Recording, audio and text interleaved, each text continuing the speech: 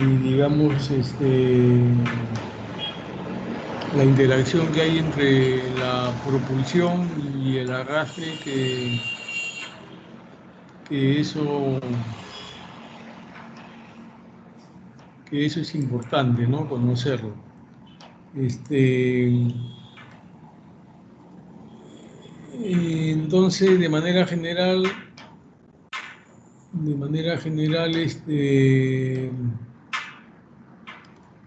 vamos a hacer un pequeño repaso. La operación de pesca, perdón, esto lo vemos después, vimos lo que es propulsión y arrastre.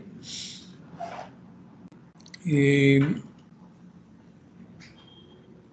en la pesca de arrastre, la, las fuerzas que actúan sobre el aparejo, que ustedes hemos hablado que son varias, ¿no? Las fuerzas hidrostáticas. También hay fuerzas de resistencia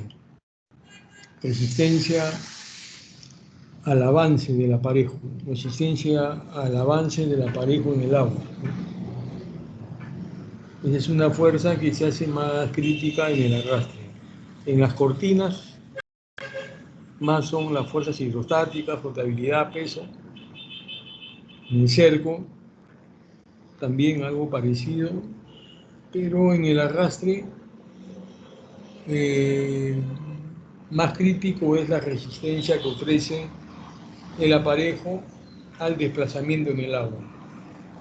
La red de cortina no se desplaza, pues, ¿no? Como no es remolcada, entonces, eh, siempre dependiendo de la operación del tipo de aparejo, hay fuerzas que son más críticas y las que determinan en buena parte el dimensionamiento, el diseño del aparejo de pesca. Entonces, antes de ver eso, uno tiene que ver también cómo va a interactuar la resistencia, depende la capacidad, digamos, de operar un aparejo de pesca que va a ofrecer una resistencia al avance. La capacidad de operación va a depender de la embarcación. ¿Por qué? Porque una embarcación va a remolcar el aparejo de pesca y entonces la embarcación tiene que tener la suficiente potencia para poder remolcar el aparejo, ¿cierto? Entonces, es como a un Volkswagen, digamos, quiere remolcar un tráiler, de repente no va a poder remolcar el tráiler, ¿no? Porque es muy pesado. Entonces, en el caso de una embarcación que quiere remolcar un aparejo, tiene que haber una relación que hay entre la propulsión y el arrastre. Para eso vimos de que en el motor la potencia nominal, la potencia con la cual uno conoce a primera mano la potencia del motor, es lo que se conoce como VHP, potencia al freno. Es muy aproximado eso a la potencia nominal. Si uno dice un motor de 200 caballos, se supone que está hablando del VHP. Hay otra potencia que es una potencia teórica, es una potencia calculada dentro del motor, digamos dentro de los cilindros, es la potencia indicada. Después de pasar, digamos, después de, después de, del movimiento de los cilindros de un motor, a la salida del motor hay una potencia que, digamos, ya ha perdido potencia por pérdida de calor en la fricción de los cilindros y todos los componentes de un motor. Esto más o menos debe ser como un 5% menos de la potencia indicada, ¿no? O sea, no es mucha la diferencia. Después, los motores tienen una caja reductora, la caja, y después de pasar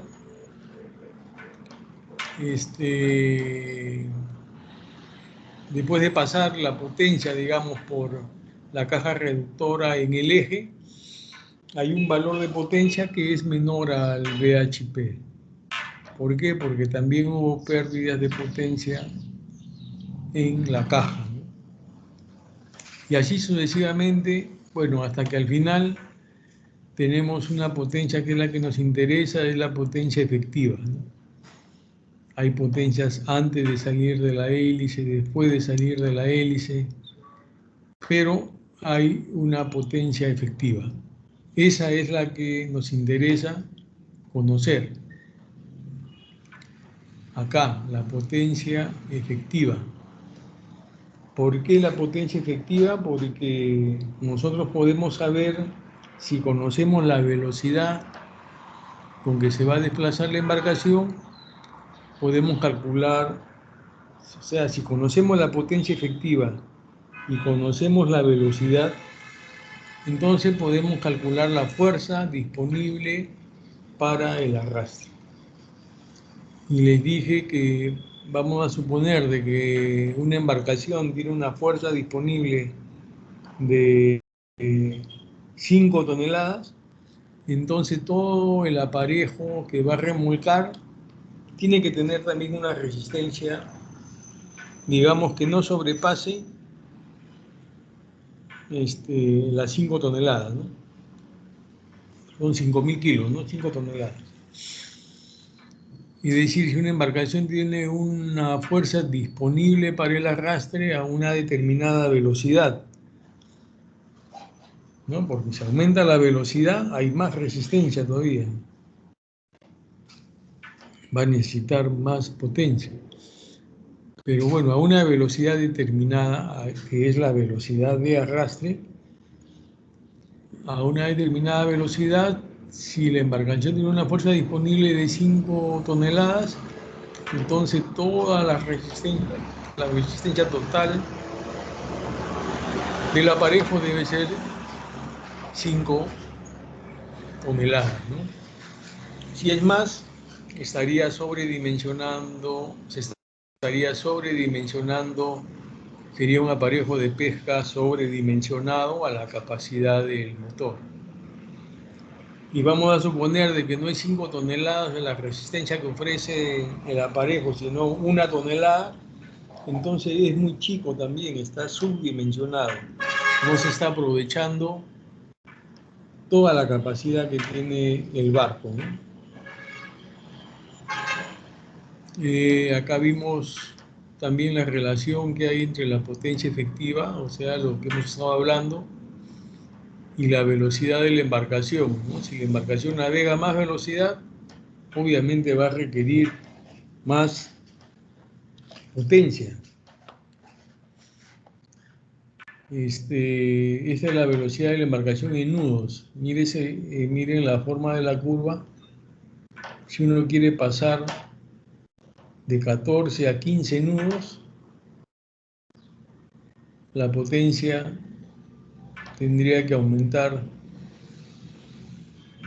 aproximadamente de 600 a 780 caballos. Entonces, la potencia efectiva.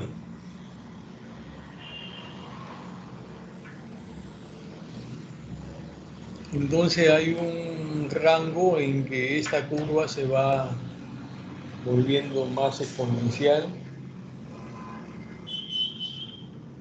y eso los que ven, digamos, estas relaciones que hay entre la potencia y la velocidad tienen que apoyarse siempre de estos gráficos, ¿no? que se encuentran de acuerdo a los cálculos que se hayan realizado.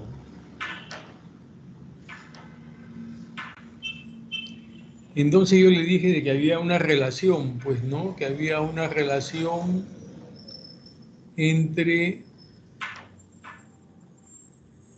la potencia efectiva y la potencia nominal o el BHP.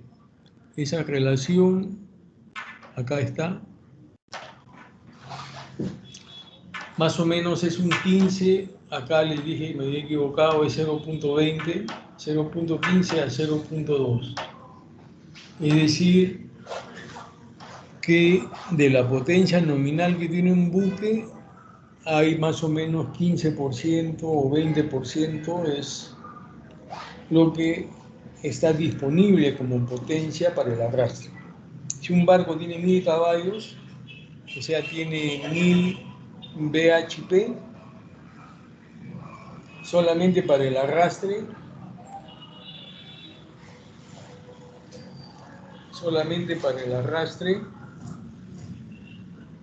tendría entre un 15 a un 20%, ¿no? Es decir, tendría 150 caballos disponibles para el arrastre.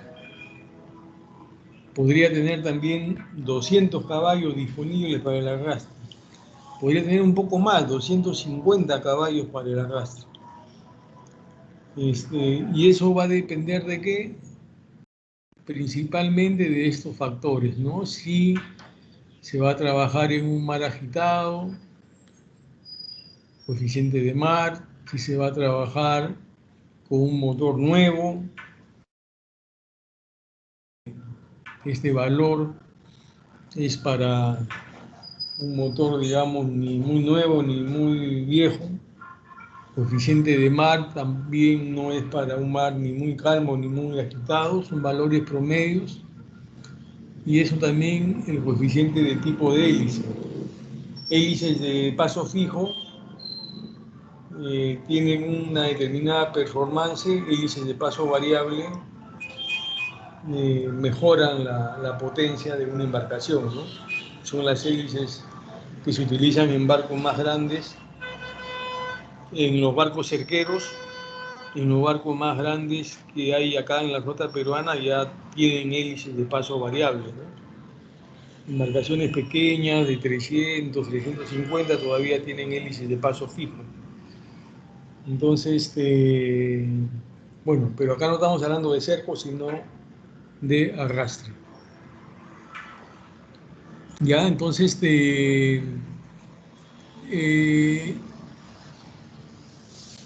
antes de hacer algunos problemas, eso yo quería, que ya hicimos un ejercicio, creo, ¿no?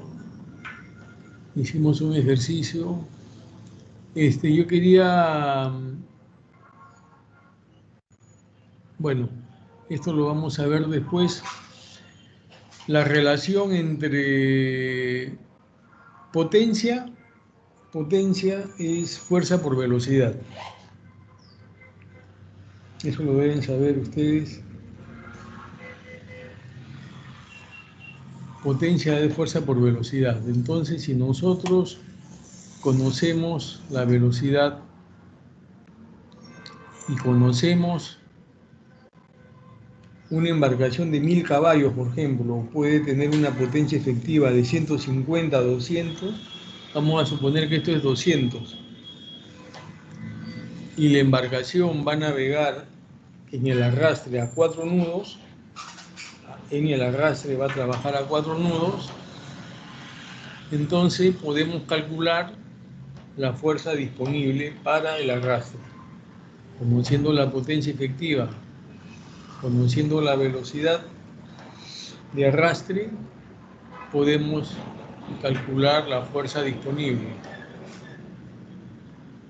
siempre y cuando la velocidad que normalmente se expresa en nudos habría que convertirla a metros sobre segundo. ¿Para qué? Para que el resultado salga en kilos, ¿no? Esto es potencia, HP, velocidad. Tenemos que utilizar metros sobre segundo para que la fuerza disponible que queremos calcular salga en kilos. 75 es un factor de conversión. Es el valor de un HP. ¿Alguien sabe qué cosa es un HP? ¿Qué expresa un HP? ¿Alguien me puede decir qué expresa un HP? alguien que quiera este, Caballos de fuerza. claro, expresa caballo de fuerza, HP, eso sí, pero lo que quiero saber es qué cosa expresa eh, mecánicamente, ¿no? ¿Qué expresa? O sea, un HP, pues, ¿no? Pero, ¿qué cosa es un HP? ¿Qué es un caballo de fuerza? Potencia. Potencia. Está bien. ¿Qué más? ¿Alguien puede ampliar más?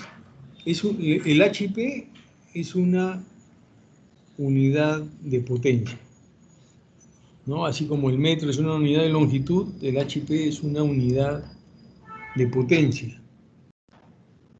Pero, por ejemplo, el metro, ¿qué mide 100 centímetros? Es una unidad de longitud. Pero si uno quiere ampliar más, dice el metro mide 100 centímetros. Ahora, el HP es una unidad de potencia, pero ¿qué mide el HP?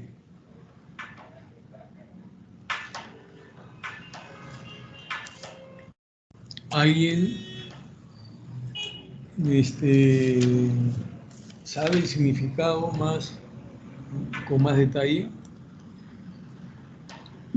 Mide la cantidad de trabajo. Ya, por ahí algo está, algo, pero Mide la cantidad de trabajo realizado en cierto tiempo, en cierta cantidad de tiempo. ya.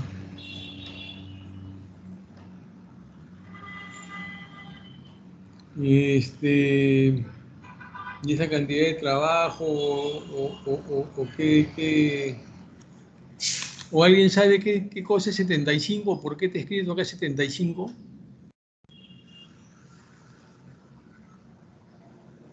¿Alguien sabe qué es 75? ¿Por qué? Bueno, esto es algo bien conocido.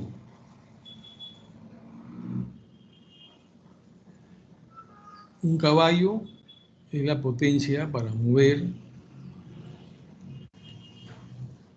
75 kilos.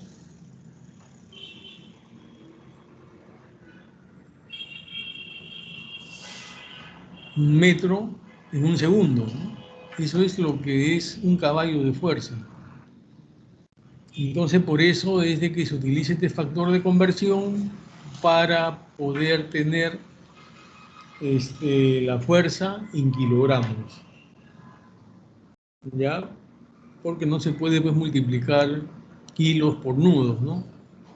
Entonces, si hablamos de potencia, tenemos que expresar, como les digo,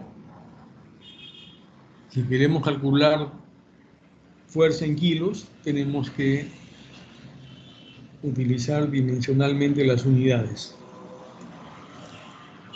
Bueno, después eso lo vamos a hacer con un poquito más de detalle. Antes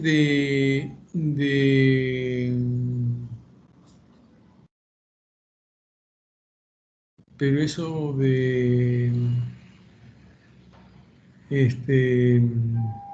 estas cosas, digamos, unidades, siempre es bueno que uno las repase cuando esto del sistema de unidades y los términos que hay en la mecánica son importantes. Yo, digamos, siempre he visto que eso es como no es una fortaleza que tienen los pesqueros, ¿no? Porque de repente, pues, la, la currícula que tenemos, lamentablemente, no más está, o tiene un buen componente biológico, ¿no? Pero ustedes no van a salir biólogos, ¿no? Sino tienen que salir, van a salir ingenieros. Entonces, ustedes van a interactuar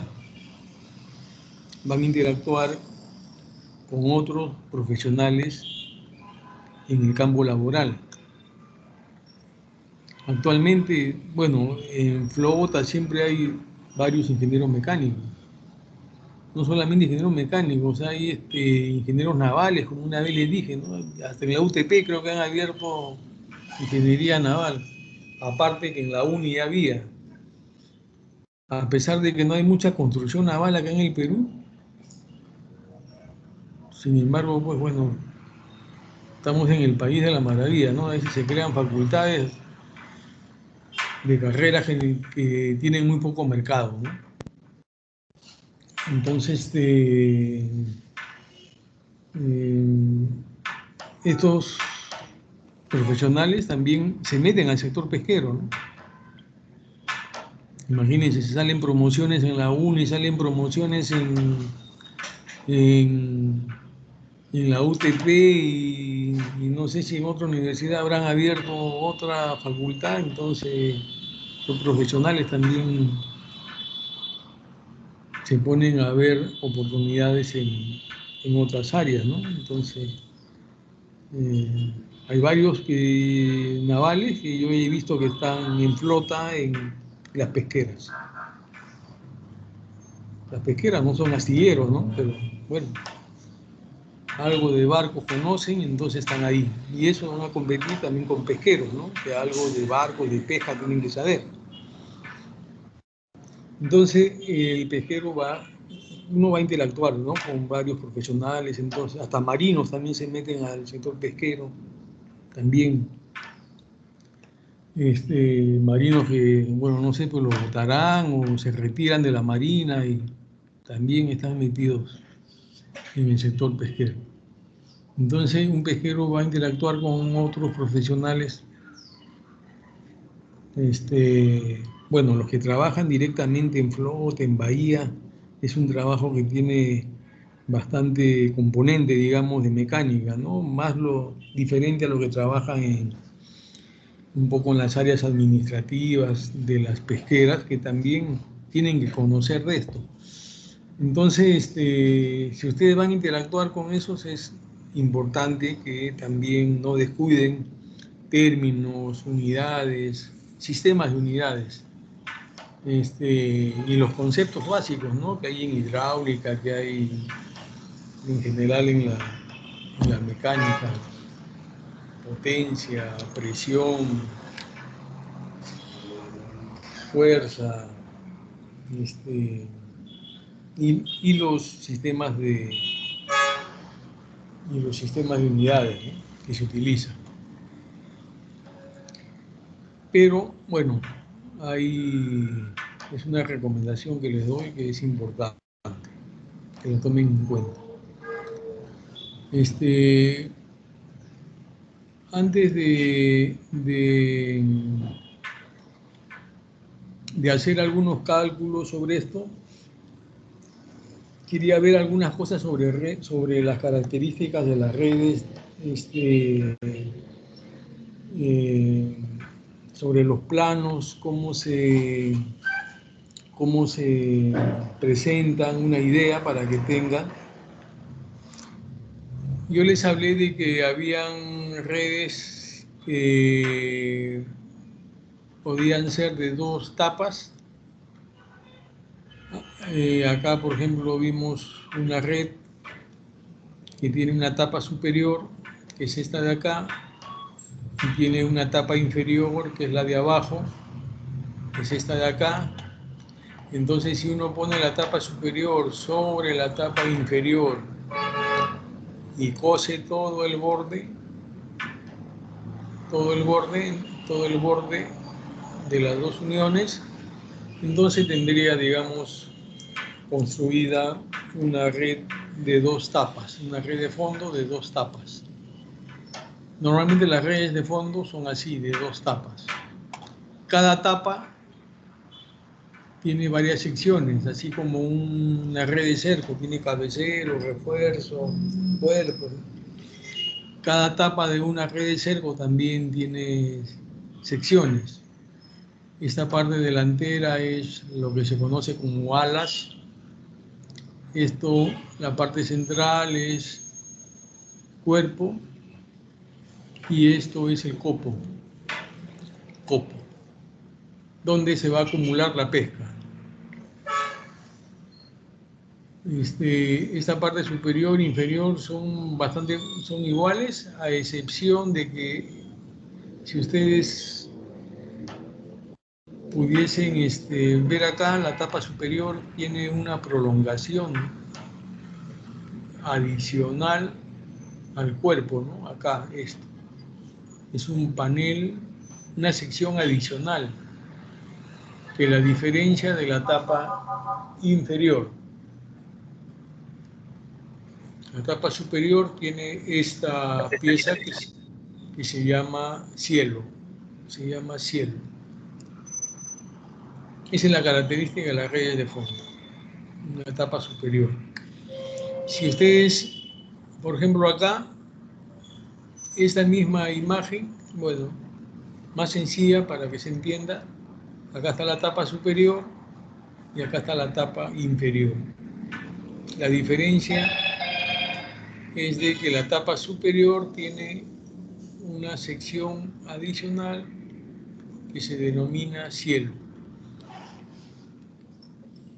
Eso tiene una función cuando se pesca, que es para evitar el escape de los peces hacia la parte superior. Digamos, si los peces están entrando en el trayecto de la red y quieren escaparse por arriba, entonces se van a chocar con la tapa superior, que se denomina cielo, o con la sección superior, que se denomina cielo. Si los peces quieren escapar por los costados, las alas sirven como barreras, ¿no? Hacia el fondo no van a escapar hacia el fondo porque es una red de fondo, ¿no? Entonces, el cielo, que es esta pieza de acá, tiene esa función. Un poco mitigar el escape si es que el pescado trata de escapar al trayecto de la red por la parte superior.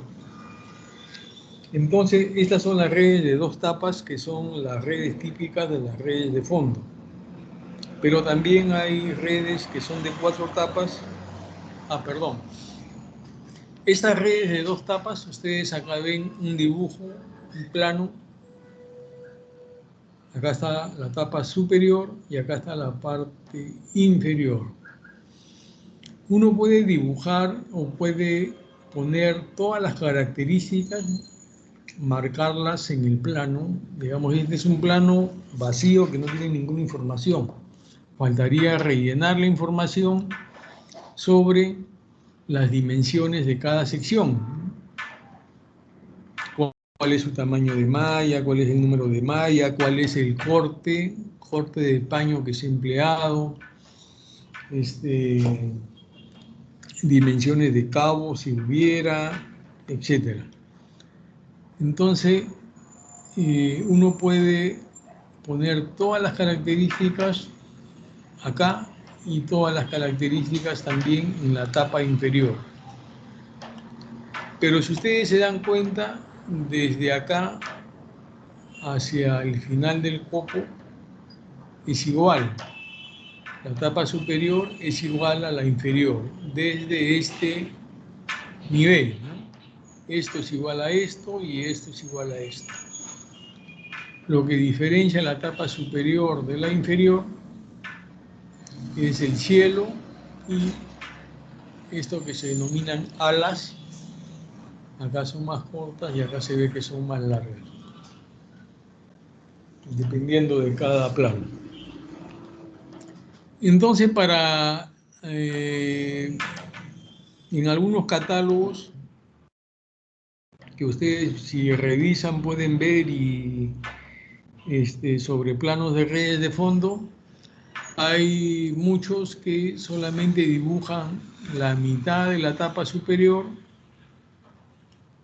y la mitad de la tapa inferior. Es decir, acá pueden ver un plano donde está la mitad de la tapa superior hacia la izquierda y la mitad de la tapa inferior a la derecha. Entonces, esto al juntarse se ve que es lo mismo, ¿no? Que es lo mismo de acá. Es lo mismo, ¿no? Acá les vuelvo a repetir. Vamos a suponer de que uno corta esto, hace un corte transversal y acá también.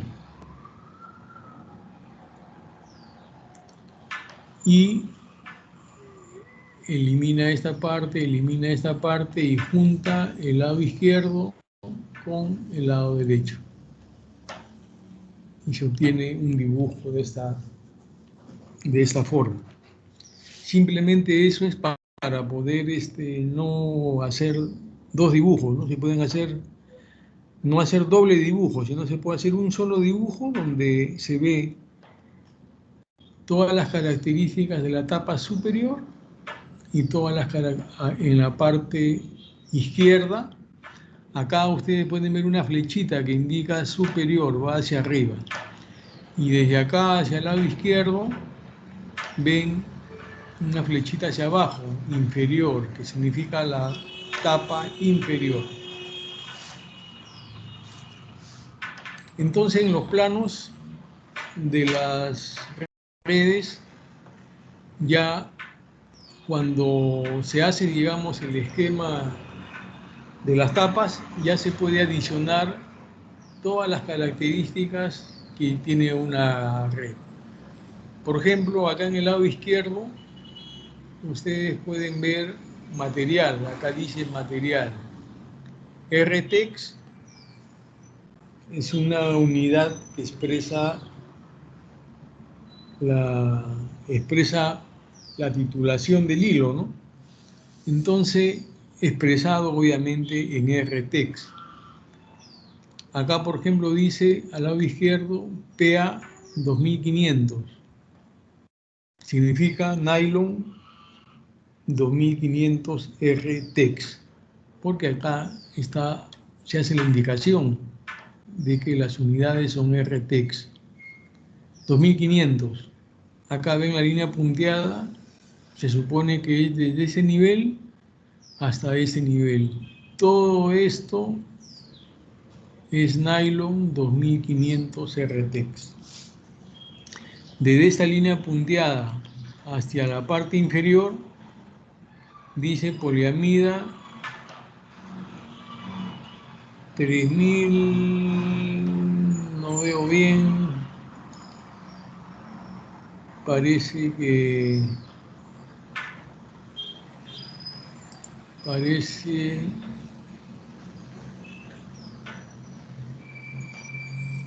dijera 3200, creo. Es un poco más grueso, ¿no? Entonces, desde ese nivel hasta acá es poliamida 3200 RTEX. En el siguiente nivel dice milímetros.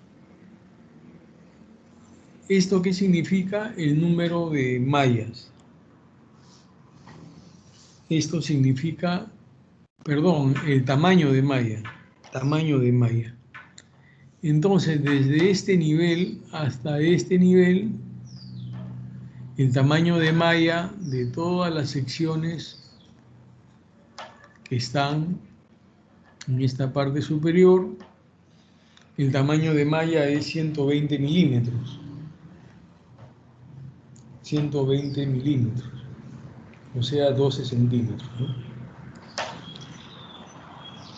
Más abajo, el tamaño de malla es 112. Más abajo, 90 milímetros es el tamaño de malla. Y en el copo, 60 milímetros.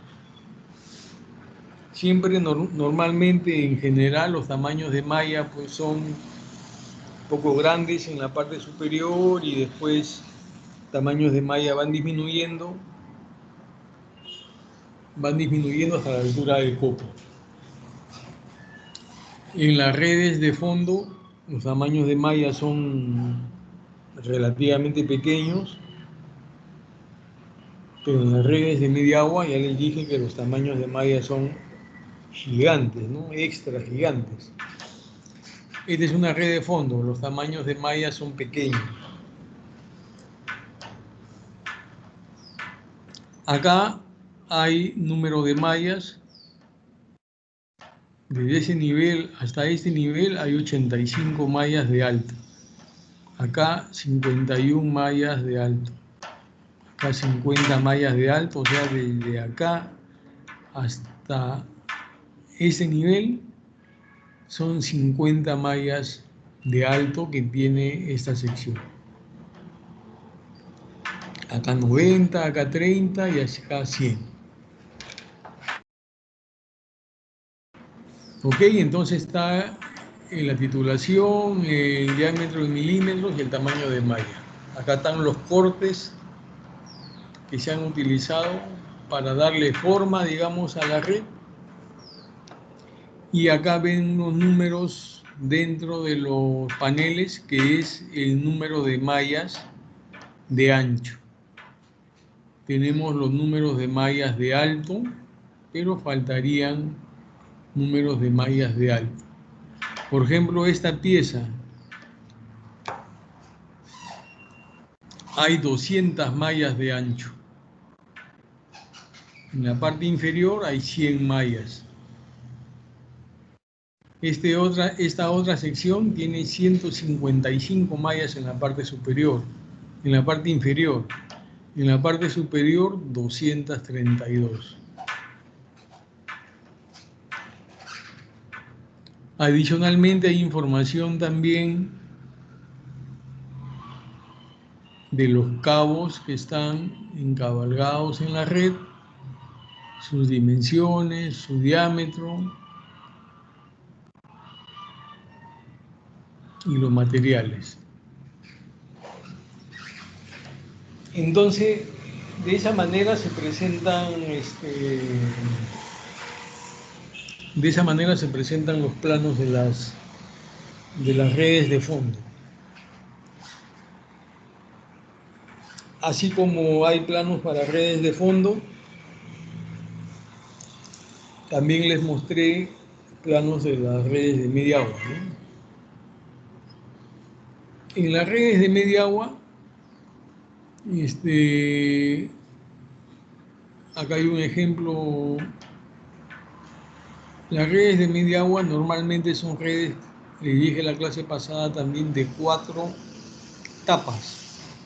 Una tapa superior, una tapa por debajo inferior y tapas laterales. Por ejemplo, esto es una red, hay 2 redes pelágicas acá, por ejemplo. Esto es una red de 4 tapas, pero las 4 tapas son iguales. La superior, inferior, las laterales es exactamente como un cajón. Entonces, el esquema podría ser de una red que todas sus tapas son iguales. Son 4. Y acá hay otra red que la superior y la inferior son iguales y las laterales son más angostas. Es decir, la superior y la inferior son iguales y las laterales, esta y la que está atrás, pueden ser un poco más angostas. Pero siempre las redes pelágicas son de 4 tapas, la mayoría, la gran mayoría, el 90% creo de las redes pelágicas son de 4 tapas. Las redes de fondo de 2 tapas. Hay redes de fondo que pueden ser de más tapas, de 4 también, hay de 6, redes de media agua pelágicas que pueden ser de 6 tapas, pero acá estamos dando un esquema muy general. Para las redes de fondo lo que predomina son 2 tapas, para las redes de media agua lo que predomina son 4 tapas.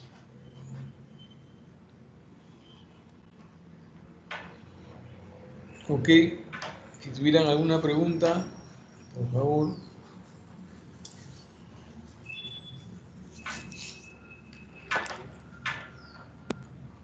Las redes de media agua tienen mallas enormes en la parte frontal. Las redes de fondo, tamaños de malla 12 centímetros. Acá estamos viendo un ejemplo de una red de fondo que en la parte frontal tiene 12 centímetros, 120 milímetros. En cambio, una red pelágica que está destinada a otro tipo de cardúmenes más grandes, enormes, como el jurel, la caballa y otras especies que hay en otros mares, tienen mallas enormes, que pueden ser mallas que miden 30 metros, tamaño de malla, 30 metros, 40 metros, 50 metros, los tamaños de malla. Eso de repente a alguien se le hace difícil pensar de que exista, ¿no? Pero es así, tamaños de malla enormes, rombos enormes. No son hechos obviamente con hilos, ¿no? Son hechos con cabos. Y les dije que eso tiene la función de crear barreras para que durante el arrastre estas mallas grandes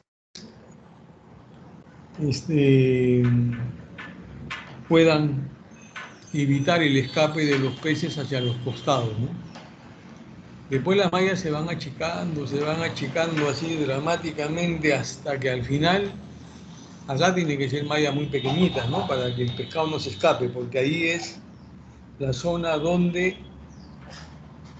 se acumula la pesca. Ahí es donde hay que tener una malla, digamos, la adecuada para que el pescado que uno quiera capturar no se escape.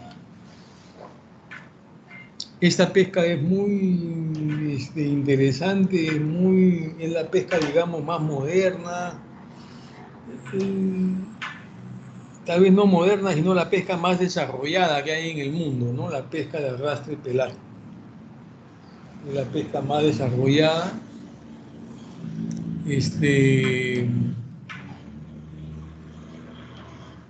Y yo les dije que siempre es bueno que ustedes conozcan esto en líneas generales, qué cosa es la pesca de arrastre, porque antes acá acá en el Perú hay pesca de arrastre localizada en Paita, una pesca digamos, de poca escala, pero existe, ¿no?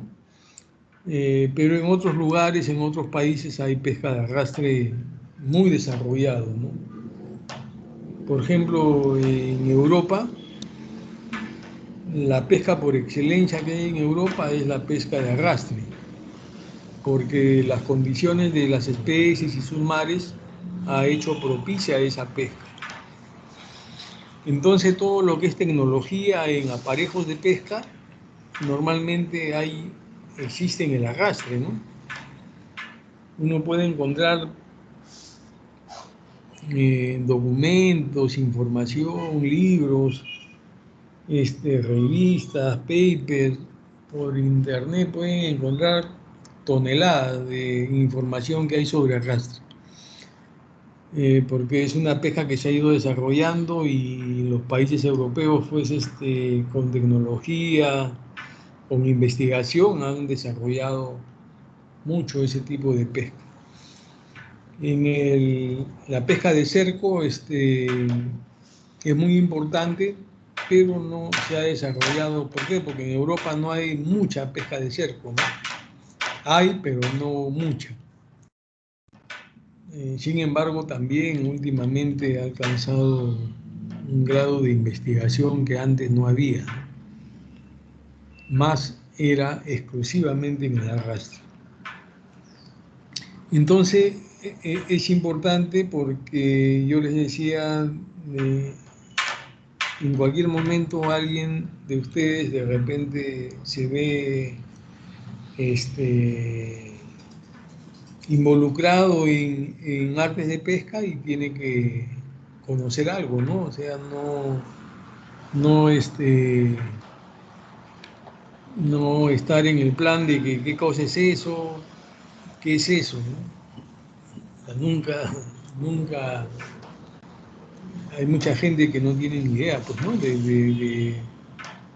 De que existan mayas, por ejemplo, tan grandes como les digo, ¿no?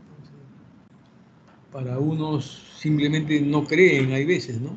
No creen, ¿por qué? Porque no han visto, no saben, no les han informado. Y bueno, yo tengo yo he trabajado un tiempo en el arrastre, hace muchos años, muchos años. Y bueno, ahora yo trabajo en la pesca de cerco, ¿no? Porque arrastre, este, solamente hay en Paita, pero yo antes trabajé cuando habían acá barcos que, que operaban acá en el Perú, barcos arrastreros grandes, y bueno, ahí tuve la oportunidad de trabajar. Independientemente de eso, hace muchos años, por ejemplo, creo que unos 15 años atrás, vino acá al Perú, les cuento como una anécdota nada más, ¿no? Vino acá a Perú el barco arrastrero más grande del mundo. Eh, Vino acá al Callao porque tenía que hacer un cambio de tripulación. Esos barcos enormes pescan fuera de las 200 millas, ¿no? Son barcos que navegan por, digamos, en África, eh, Sudamérica, Norteamérica, pero fuera de las 200 millas. Entonces, en determinado momento tienen que entrar a puerto para hacer cambio de circulación, abastecerse de víveres y siguen trabajando meses, hay veces meses en alta mar. Y, y el capitán quería aprovechar el tiempo que iba a entrar a puerto para hacer una pequeña reparación a su red, a una de sus redes, ¿no? Porque estos barcos salen con varias redes, tienen guardadas, tienen varias, pero entonces estuvo viendo quién podía apoyar al barco, digamos, para hacer esa reparación, eh, un apoyo logístico, es decir, una área para que la red se baje, se repare, personal. Y obviamente, este, si hay, si hay si no hay gente que no conozca nada, es imposible pues darle un apoyo, ¿no? Si alguien no conoce absolutamente nada. Entonces, yo tuve la oportunidad de participar este, digamos, por unos contactos que tenía, entonces, pude apoyar ahí de, con un grupo de personas para que la red se baje y se repare la red. Una reparación rápida. Entonces, hay veces de que son, digamos, oportunidades de que uno, para mí era espectacular, pues, reparar, estar ahí metido, y conocer, porque tuve la oportunidad también de visitar el barco, ¿no? Me hice amigo del capitán y entonces me invitó al barco y bueno, pude conocer. Pero miren, acá por ejemplo, yo les puedo mostrar ese día. Estas mallas que ustedes ven acá, yo les dije que son mallas hechas de cabos, ¿no? Entonces, acá está la red de ese barco está extendida. Y ustedes ven un enmarañado de cabos que, bueno, hay que conocer, digamos, para darse cuenta cómo reparar, de dónde, qué cosa es lo que hay que cambiar, qué cosa es lo que está malogrado, cambiar de sección. Y es como una especie de rompecabezas, ¿no? Pero para eso están los planos, para eso hay guías, los cabos están con colores, algunos. Entonces uno puede hacer eso, ¿no? La tripulación, parte de la tripulación y el capitán eran los que conocían su aparejo, ¿no? Y bueno, y se hizo una reparación pequeña.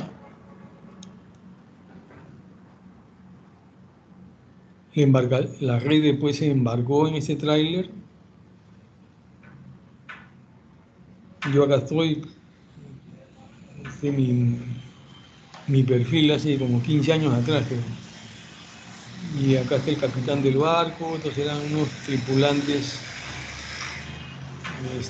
escoceses, el capitán era irlandés. Pero bueno, eso era lo que quería mostrarles yo, la forma como son estas redes, ¿no? Que es como que al final eso que ustedes ven acá en el suelo, que son una serie de cabos, cuando la red trabaja, va a formar esta imagen, ¿no? Eh,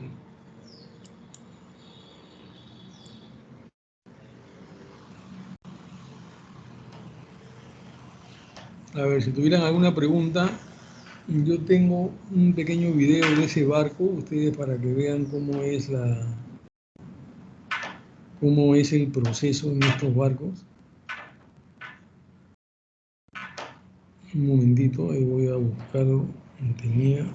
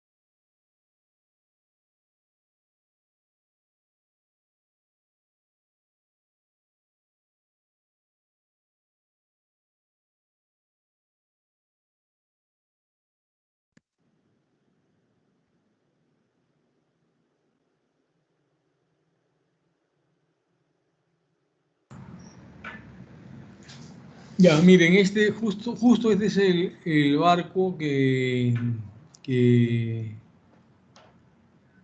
verdaderamente es el barco, o era el barco más grande del mundo, ahora no sé si será, de repente hay otro. Un barco congelador. Ya hablamos la otra vez de lo que era un barco congelador, que son barcos que procesan el pescado a bordo entero, ¿no?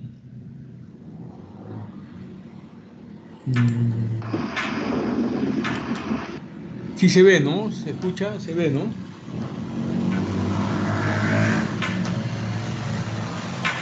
Sí, sí se ve, ¿no? Ya. Si no se escucha, me avisan, por favor. Sí se ve, ingeniero, se escucha también.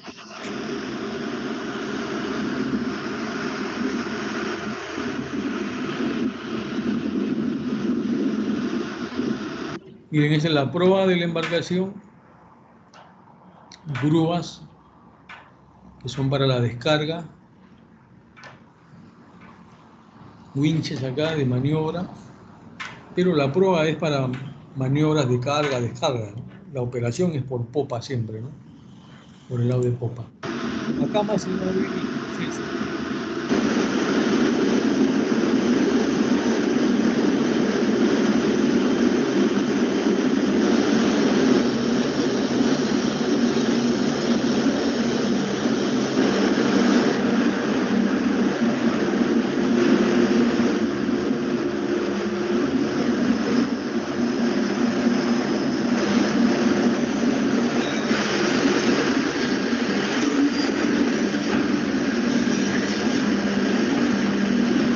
que están subiendo la red. Estos son unas especies de pesas que hay. Bueno, si vieron la imagen que les pasé antes, ahí había unos como pesos que tienen este tipo de redes.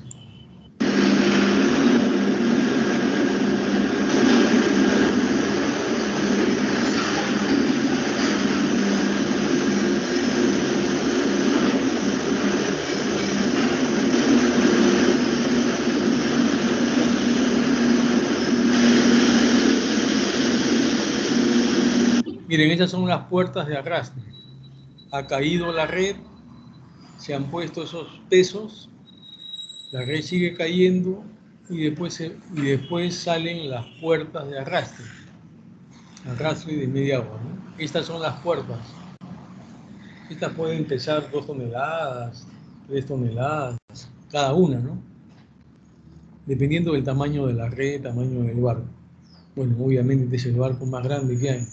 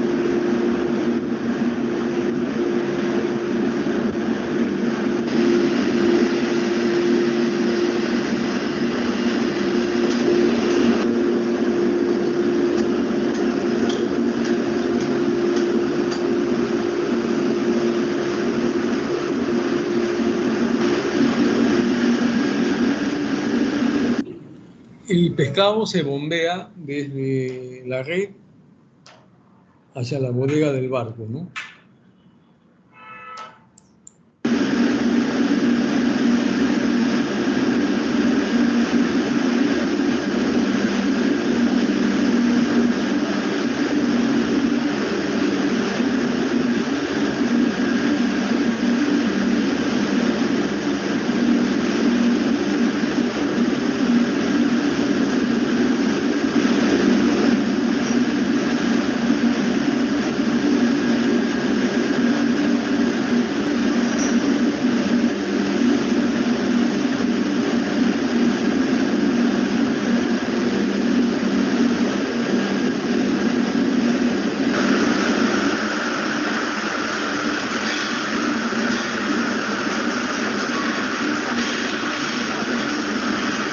Y el pescado ya está entrando a la factoría a través de canaletas, ¿no?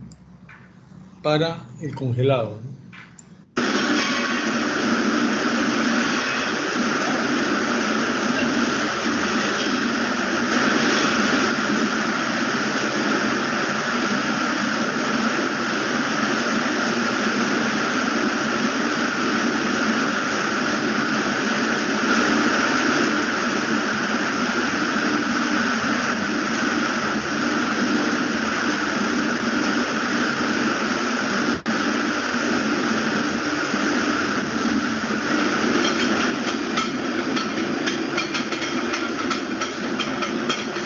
Estos son los congeladores que se denominan congeladores por placas. Si ustedes llevan refrigeración, espero que algo les comenten de esto. Congeladores por placas. Utilizan en los barcos rastreros y congeladores por placas verticales. Acá ustedes ven especies de canaletas, por ahí cae el pescado.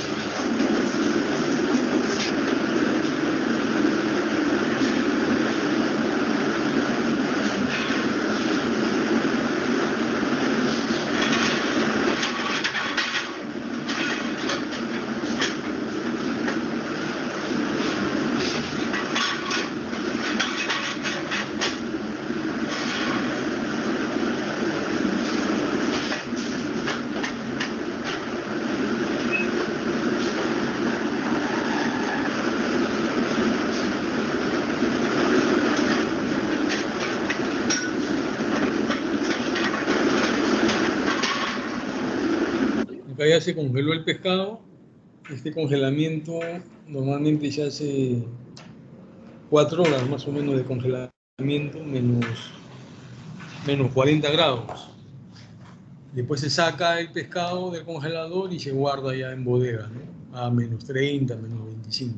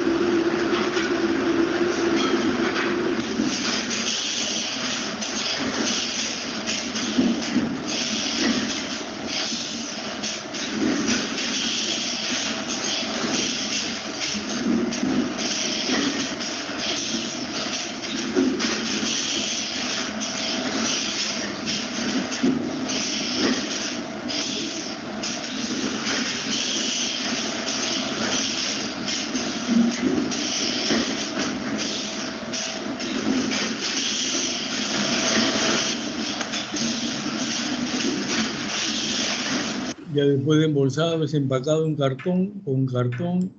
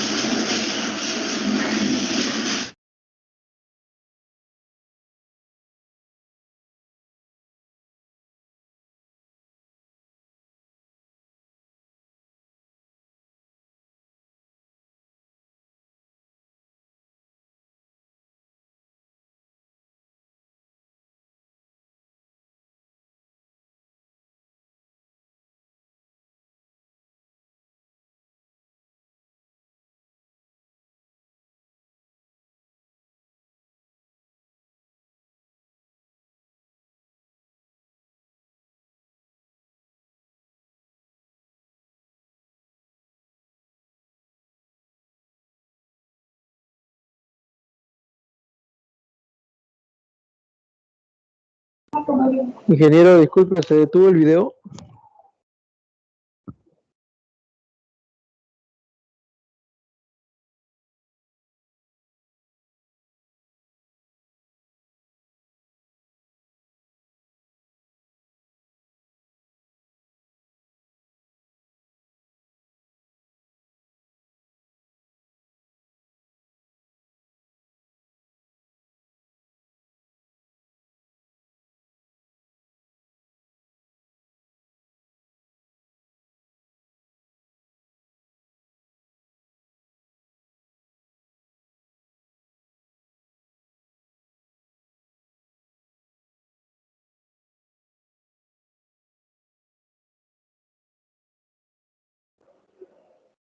Ingeniero.